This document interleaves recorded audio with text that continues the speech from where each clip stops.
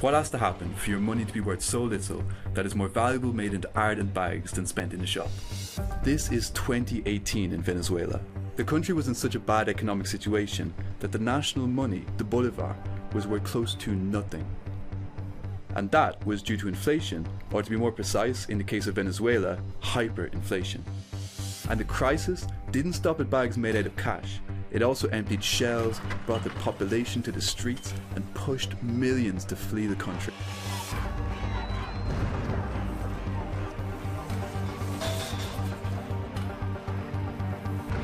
In 2022, it's Europe and the rest of the world's turn to worry about inflation. And it already has a major impact on our lives. Economic activity is slowing. We are asking the member states to reduce by 15% the gas consumption. To understand how inflation happens and how it can get as bad as it was in Venezuela, we need to look at what inflation actually is, what causes it, and the role central banks play in managing it. So let's start with a simple definition. L'inflation, c'est la hausse du niveau général des prix. Okay, but why do prices go up? To try and understand that, we need to take a look at the link between supply and demand in an economy. Les entreprises produisent des biens et ils essaient de les vendre aux ménages ou aux entreprises ou à l'État. Donc, ce que produisent les entreprises, les économistes appellent ça l'offre, le côté offre de l'économie. Du côté demande, c'est les gens qui veulent acheter ces biens, donc les ménages, les entreprises ou l'État. Donc, quand il y a plus de biens et services à vendre que de personnes qui veulent les acheter, les prix ont tendance à diminuer.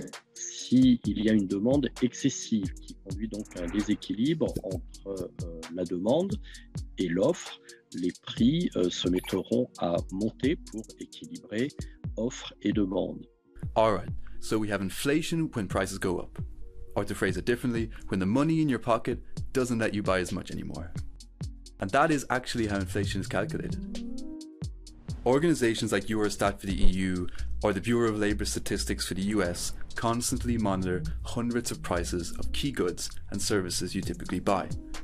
They build a typical basket that kind of represents what is consumed in a typical household. And therefore, the French basket doesn't look like, say, the American one. Each item in a basket has a different weight depending on its importance. Then they track the basket over time and turn its evolving price into a single figure, an index. Quand cet indice augmente, c'est ce qu'on appelle l'inflation. Quand cet indice diminue, c'est ce qu'on appelle la déflation. So we know how inflation is measured, and we know inflation comes from an imbalance between supply and demand. But what can cause those changes? Most economists agree that we can group the causes into three main categories. The first, which we touched on earlier, is related to growing demand. That one is called demand pull inflation. A recent example would be what happened after the COVID lockdowns. We were stuck at home for a while, not spending much, and when we got out, we wanted to buy stuff. The problem was that the global supply chain was messed up and couldn't give us what we were looking for. And as we said earlier, higher demand plus limited supply equals higher prices. In other words, inflation. The second category is the cost push inflation, and it's the flip side of the demand pull inflation. This time it's the cost of actually making a product or service that increases. And that can be linked to a higher labour cost or an increased cost of raw materials due to shortages. Let's take a bike as an example. We know that if it costs more money for a company to build a bike because the price of rubber for tyres goes up, we'll end up paying more for that bike.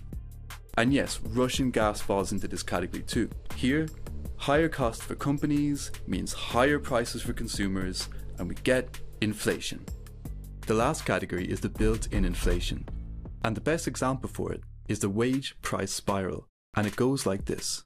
Si l'inflation augmente parce que les prix des matières premières augmentent, les revendications sur le pouvoir d'achat vont être fortes, les gens vont demander à juste titre des augmentations de salaire puisqu'en fait leur pouvoir d'achat diminue. Si les salaires venaient à être indexés sur cette augmentation des prix pour protéger les ménages qui en payent le prix en quelque sorte. Donc ça fait un effet de deuxième tour sur l'inflation qui fait augmenter le prix de tous les autres biens. And we enter the spiral. A bit of inflation, so we raise salaries to catch up. Now people have more money, so companies raise the prices of their goods. And we have more inflation. and so on. So clearly inflation has to be controlled. And the best way to do that is through central banks, like the ECB for the European Union or the Fed for the US. To put it simply, central banks are the banks for banks. Their job is to manage the currency of a country or a group of countries and the amount of money in circulation. They have one main objective.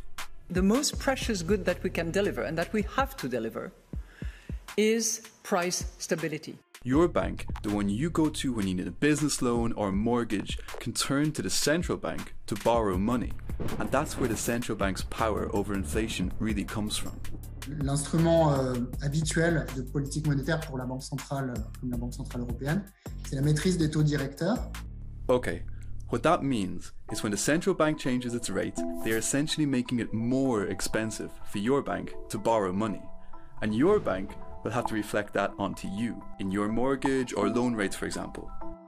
The overall goal is to try to slow down your spending, slowing the demand for goods in the hope that this will reduce inflation.